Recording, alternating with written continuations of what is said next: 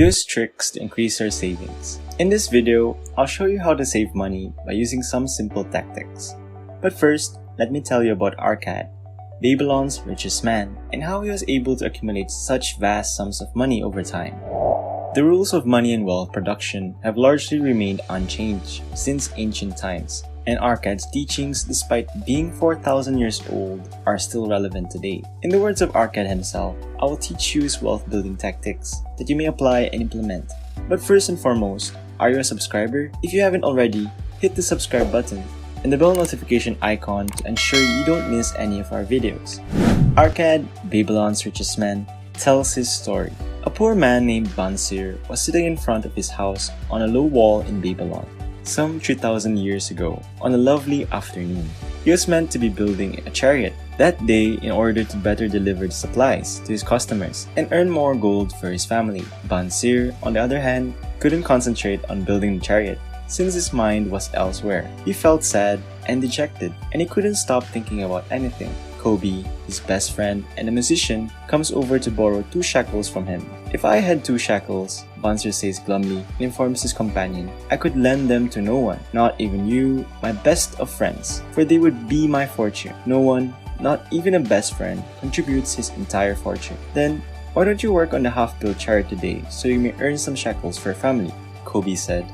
Bansir tells Kobe that he had a dream last night while sleeping. He was a tremendously wealthy man who could afford all of life's finest pleasures. He also provided a large sum of money to the poor. However, the dream abruptly ended, and he awoke, and he's been sulking on this wall ever since. Have you ever questioned why we worked our entire lives and made a lot of shekels, but still don't have 2 shekels between us? Bansir asks his good friend Kobe. After a few moments of contemplation, Kobe adds, "Bansir, my friend, I have an idea. Today I ran into our old friend Arcad on the streets. His wallet is never empty, and some say he is Babylon's wealthiest man. Let us approach him and seek his advice. He can show us how to keep our purses full, accumulate money, and keep our hard-earned shekels." The 2 men arrived at Arcad, who is delighted to see them. Arcad is a nice person, and when he hears about his 2 friends' predicament, he's more than willing to educate them how to achieve financial independence. Arcad says in his first lesson, "Start thy purse to fattening. Save at least 10% of your earnings." Even while it seems simple, only a few of us actually do it. When you earn money, the first thing you should do is pay yourself. You can achieve this by saving 10% of your salary and spending the rest on things like car insurance, cell phone bills, internet subscriptions, college expenses for your children, mortgage payments, and so on.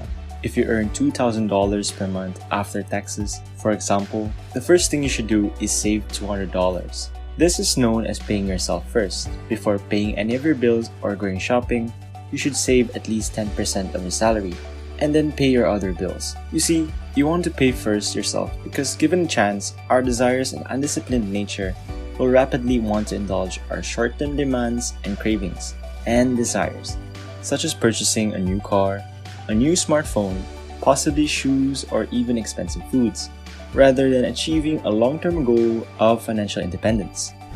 Arcad teaches in the second lesson, controlling thy expenditures. Every person must live within their means. Yes, controlling your urges to acquire material goods like a new car, a new watch, beautiful clothes, or an expensive vacation, or even something as simple as takeout or a daily Starbucks coffee will be challenging at times. You must resist these temptations and remain focused on your long-term goals of financial independence.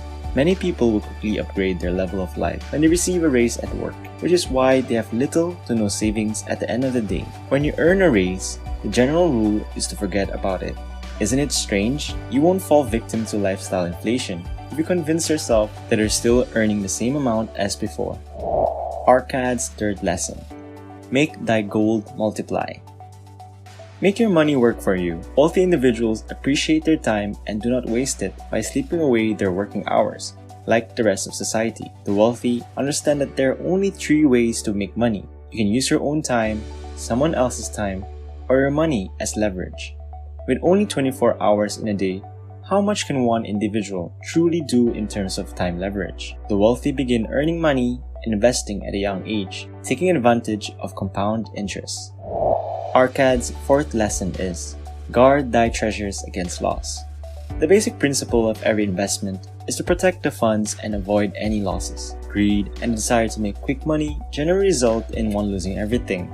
So, avoid dangerous get-rich-quick investments and instead go for those that offer a reasonable rate of return.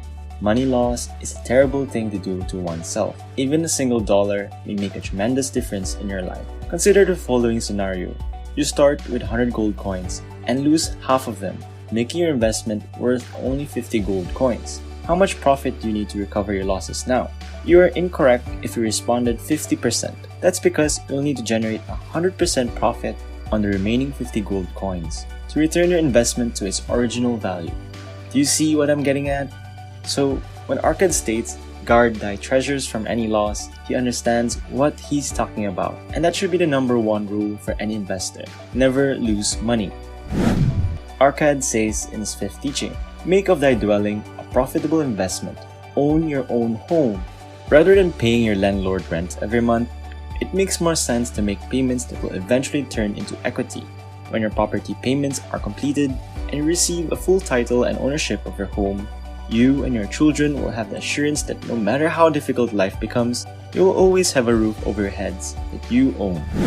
Arkad says in the sixth lesson, ensure a future income. Provide in advance for lean years and your family. It all comes down to insurance and retirement planning. It's comforting to know that once you retire, you'll always have a stable source of money. So, starting now, start planning for that revenue. Arkad says in the seventh lesson, increase thy ability to earn. Always seek to learn more and become wise, which will help you financially. Improve your talents and make yourself more employable to increase your earning potential. Train yourself, take classes, work side jobs, whatever it takes to set defined, measurable performance objectives, and begin striving to make more money. So, hopefully Arkad's lessons have instilled in you the value of saving and the do's and don'ts that come with it. Knowing that saving and investing are important is only half the battle. The other half is putting his advice into practice. Do you have trouble putting money aside? Do you have a lot of credit card debt? Is your spending more than your earnings? If you answered yes to all of these questions, don't worry. We've got some tips that can help you save more of your money. Tip number 1. Visualize yourself in the future. According to research, visualizing yourself doing something alters your brain's functions in the same way that really does something. Visualizing yourself as a good saver who achieves financial goals will assist you in taking the steps necessary to reach your goals. Tip number 2. Start a competition to save money. Find a companion who shares your desire to save money. Set goals and targets for each other to achieve. Every week, compare your performance to that of a friend. The more often you compare your savings, the more motivated you will be to outperform them. Competition may be an excellent motivator. Tip number 3. Make it harder to get your funds. Convenience is nice, but it won't help you reach your long-term goals. Most accounts allow you to access your money at any time. Nevertheless, having too much access to your money might be risky for persons who have unhealthy spending patterns. One way is to set a maximum withdrawal restriction. Another is to erase the smartphone app, phone number, or web page from which you access the account. Tip number 4. Your account's name. If you call your savings or investing account Financial Freedom, Paris Vacation, or even American Dream Home, you'll be surprised. You may find that you're meeting your savings goals more frequently than before. In behavioral finance, this type of goal-based saving strategy is known as mental accounting. Tip number 5. Invest your bonuses. The goal is to rewire your brain to conceive of a bonus as extra money. So whether you get a raise at work, a year-end bonus cash incentive, or any other form of financial gift, put it straight into your savings or investing account, as Arkad puts it.